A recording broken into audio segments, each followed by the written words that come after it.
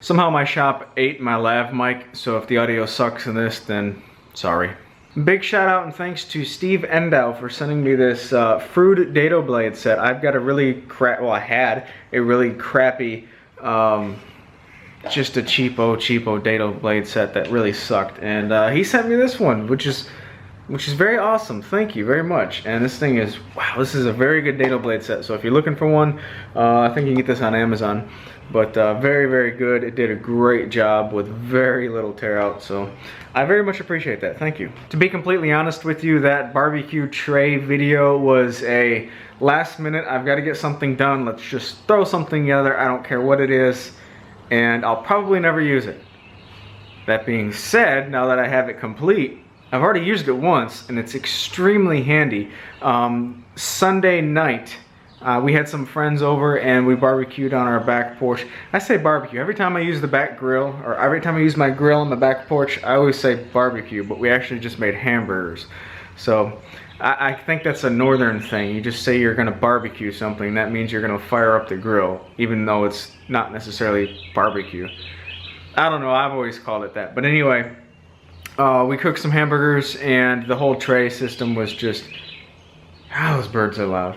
The whole tray system was very convenient, and I like it, so I'm gonna keep using it. I may actually, let me take that back.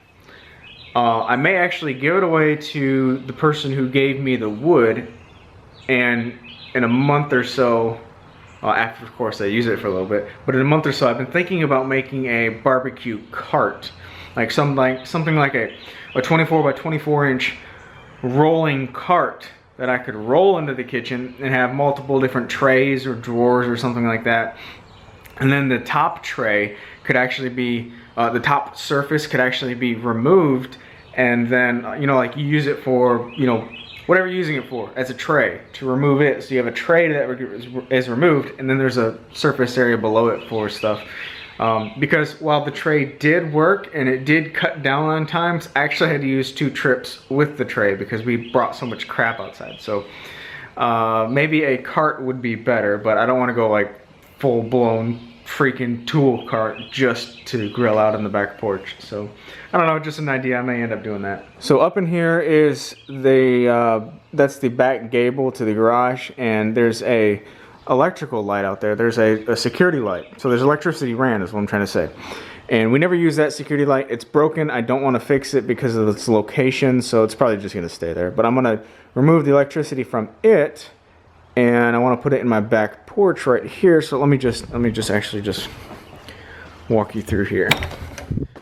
So into this room, onto the back porch. Hello, doggies. So right here is where it would come out. If I pull the electricity from that light, which is in a horrible location because of these lines. Yes, they're insulated, but I don't want to get up there and change that. So I'm gonna pull the electricity from that and probably come down somewhere through in here. And what that will allow me to do is put some type of electrical outlet right here, which I can run some waterproof line to this and have lighting along the interior perimeter of this right here. So this is like a covered metal edition kind of thing that the last people put on, and it's very nice to sit out here and ouch, I just ran into my grill. That hurt. It's very nice to sit out here, but there's no electricity, there's no light. So as we were sitting, this is my light for out here. I've been using this flashlight to shine up at the ceiling here, and it shines down pretty well. But I want to do some type of RGB LED strip all the way through the interior of here. I've got to get like 50 feet of it, something like that. And I think that'd be very cool. I just need to make sure it's all waterproof and electricity is done the right way and all that stuff. But anyway, let's get back in the shop.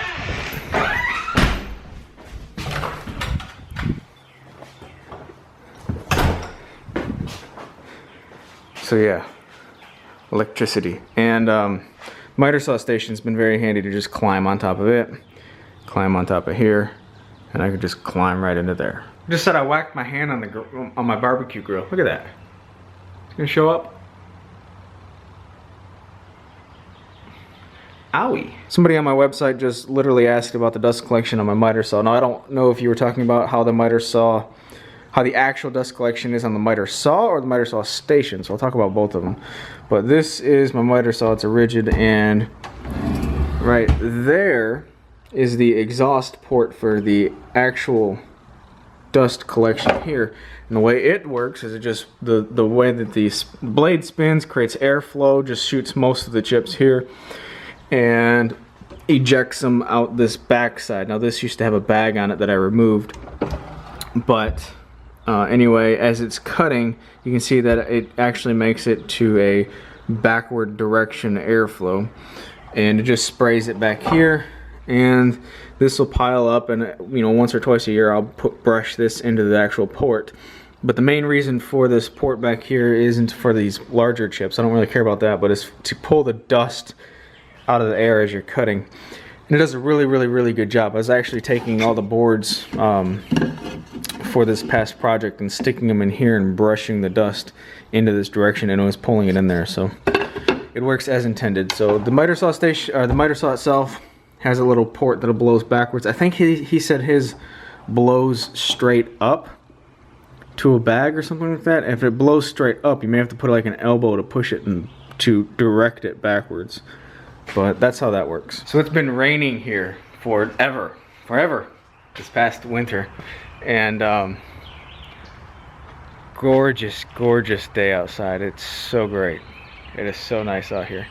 It rained a little bit. Let's see if you can see the puddle. So yeah, it rained a little bit last night, which is inevitable.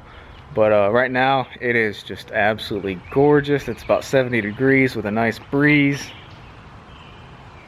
Feels great. You've got mail. Couple things in the mail this week. First thing is I bought a sticker for the cabinet. My wife is in the Army Reserves, and there's a bunch of the other military branches represented, but there is no Army Reserves up there. So if I can get this label off, I bought a United States Army Reserve sticker for the cabinet. Also a sticker from Chris Tittiger, the Denver woodworker. He sent a sticker. Denver's another good place that I would love to go visit. I love mountains and all that good stuff. So denverwoodworker.com, and I'll definitely put the sticker on the cabinet. So thank you very much for sending that.